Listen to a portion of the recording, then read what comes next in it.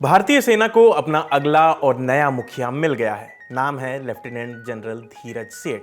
भारत सरकार ने lieutenant general धीरज सेठ को भारतीय सेना का अगला प्रमुख यानी कि चीफ ऑफ आर्मी स्टाफ नियुक्त किया है। फिलहाल वो सेना के vice chief of army staff के पद पर तैनात हैं।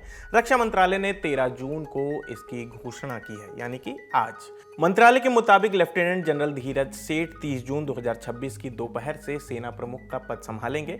वो मौजूदा सेना प्रमुख जनरल उपेंद्र द्विवेदी की जगह लेंगे, जो 30 जून को रिटायर हो रहे हैं। करीब 4 दशक लंबे सैन्य करियर वाले लेफ्टिनेंट जनरल धीरज सेठ ने सेना में कई अहम जिम्मेदारियां निभाई हैं। उन्होंने नेशनल डिफेंस एकेडमी से पढ़ाई की और दिसंबर 1986 में सेना की आर्म्ड कॉर्प्स यानी कि टैंक रेजिमेंट की सेकेंड लांसर्स में शामिल हुए। सेना में करीब 40 साल का तजुर्बा है। इस दौरान उन्होंने अलग अलग मोर्चों पर कमान संभाली है। प्रशासन और रणनीतिक योजना से जुड़े अहम पदों पर काम किया है। उन्हें परम विशिष्ट सेवा मेडल, उत्तम युद्ध सेवा मेडल, अति विशिष्ट सेवा मेडल से भी सम्मानित किया जा चुका है। रक्षा मंत्रालय के अनुसार लेफ्टिनेंट जनरल सेठ ने रेगिस्तानी इलाके में एक आर्म्ड रेजिमेंट की कमान संभाली। इसके अलावा उन्होंने पश्चिमी मोर्चे पर एक आर्म्ड ब्रिगेड और जम्मू कश्मीर में आतंकवाद विरोधी बल का नेतृत्व भी किया।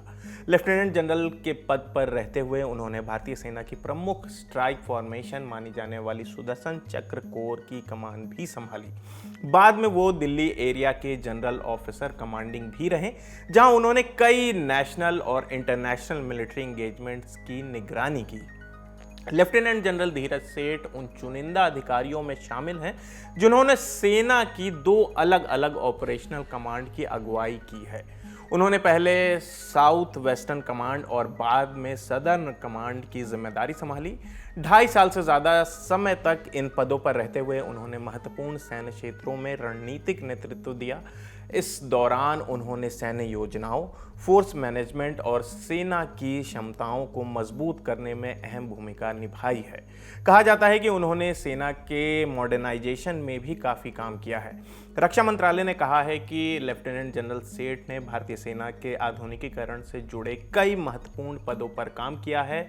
उन्होंने सेना की भविष्य की ज़रूरतों को ध्यान में रखते हुए नई तकनीकों और आधुनिक युद्ध की चुनौतियों के हिसाब से मिलिट्री ताकत को डेवलप करने में भूमिका निभाई है।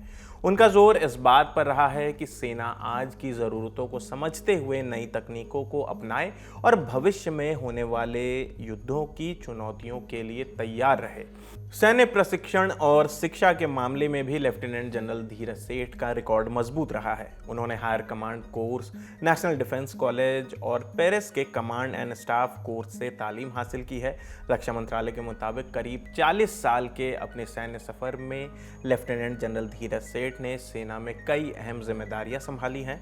उन्होंने ज़मीनी अभियानों से लेकर प्रशासन और रणनीति से जुड़े महत्वपूर्ण पदों पर काम किया है।